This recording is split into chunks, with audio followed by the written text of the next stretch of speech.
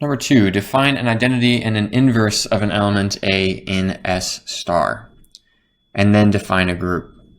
Right, so S star is not necessarily a group. S star is just a set with an operation, and then we got to say what would it mean for such an operation to have an identity, right? So an identity is a special element E in S. Doesn't have to be called E, call it whatever you want, but E is a very common name for the identity. E in S, so that for all other elements in S,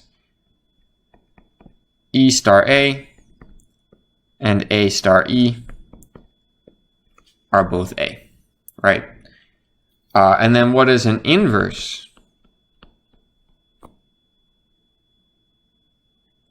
Well, if you've got some element A, the inverse of A, I think you guys have been calling it A prime, or sometimes A to the minus 1. An inverse of A is an element which, when you start with A in either direction, it gets you the identity, right? So notice that the concept of the inverse only makes sense if there's already the concept of the identity, right? If you don't have an identity, then there's no such thing as inverses. That doesn't even make sense. So yeah. Okay, so then what is a group? A group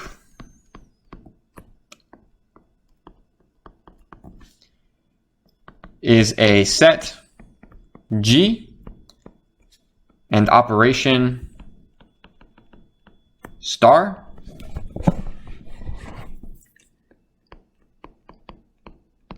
so that a bunch of things. Well, for one thing,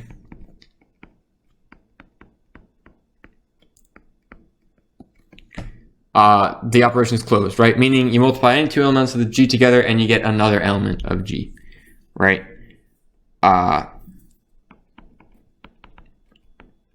It's associative.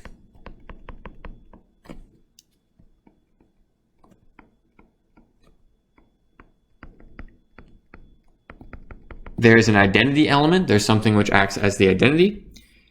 And then finally, I guess I shouldn't say it that way. I should just say everyone has an inverse.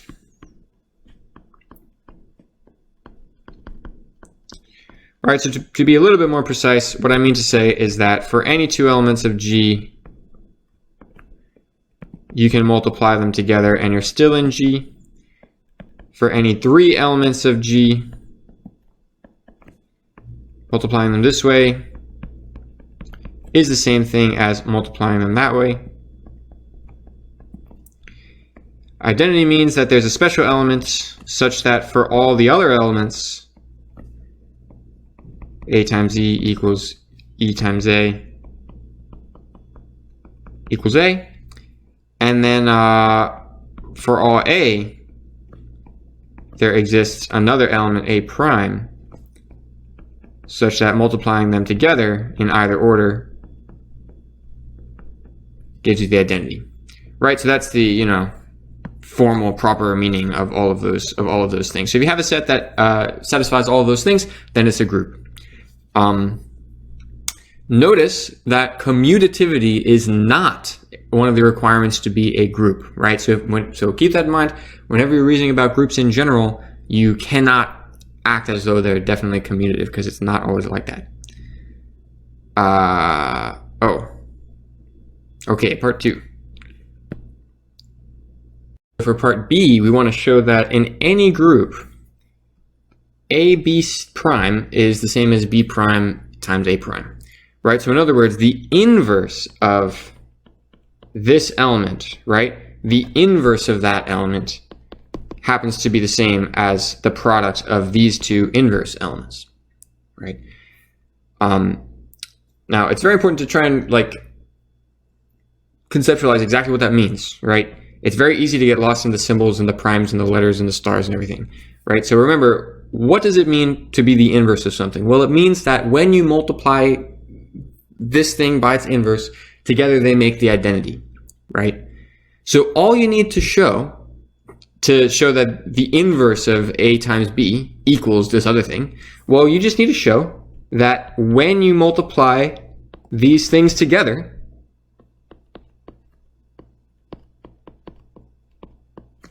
right? So I'm saying this thing times that thing, or rather I should say, not that, right? So this thing times that thing, if they multiply together to make the identity, well then this really is the inverse of that, because that's what it means to be inverses, right? And check it out, that's exactly what happens, because according to associativity, parentheses, you can put the parentheses wherever you want. So check it out, I'm going to put the parentheses right here. And those are inverses, aren't they? So that's the identity.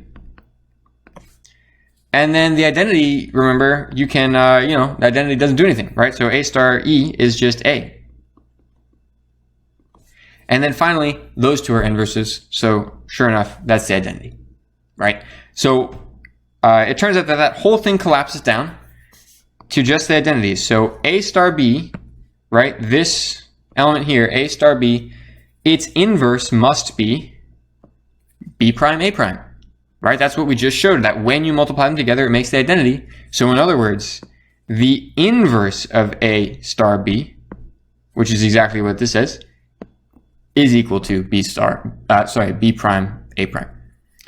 Okay, so that's one way to do it. You multiply them together and show that they equal the identity, right? That's what it means for two elements to be inverses. I shouldn't say numbers. We might not be talking about numbers. But here's another way to do it, which I thought was pretty cool. This person sort of started from here, right? So they started by saying, well, A star B times its inverse, whatever that inverse is, equals the identity, right? And then from there, they took this equation, E equals A star B prime. They multiplied that on the left by A prime, and then simplified it, and it turns out it simplifies to that. And then they multiplied on the, what did they do here? Oh yeah, and then they multiplied on the left by B prime. And then it simplified down to, it simplified down to that. So that's kind of a cool other way to do it, right? You start with, the product equals the identity, and then you do some algebra, basically, right? You're doing things to both sides to end up down there, right? So that's another way to do it. Both equally valid. All right. So I meant to say that a common pitfall on this question was to assume commutativity, right? Remember, groups in general are not commutative. There are plenty of non-commutative groups, like matrix multiplication, for example, or the dihedral groups. Those are one of my favorite examples of non-commutative groups. So you can't assume commutativity. So I saw a lot of people doing stuff like this. They ended up with something like that, and then they were like, well, aha, that's the same as, that's the same as that.